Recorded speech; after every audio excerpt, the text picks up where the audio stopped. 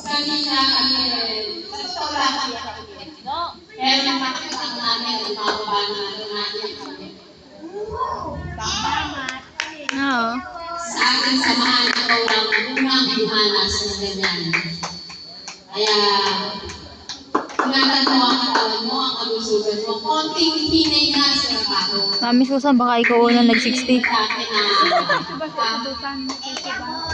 Mami Susan. Para tumagal pa, konting hinay na sa pagtatrabaho. Magal-magalan na ang kilos. Oh, happy birthday! At sana bigyan ka pa ni Lord ng isang mahabang buhay at isang mapagpala sa araw na ito.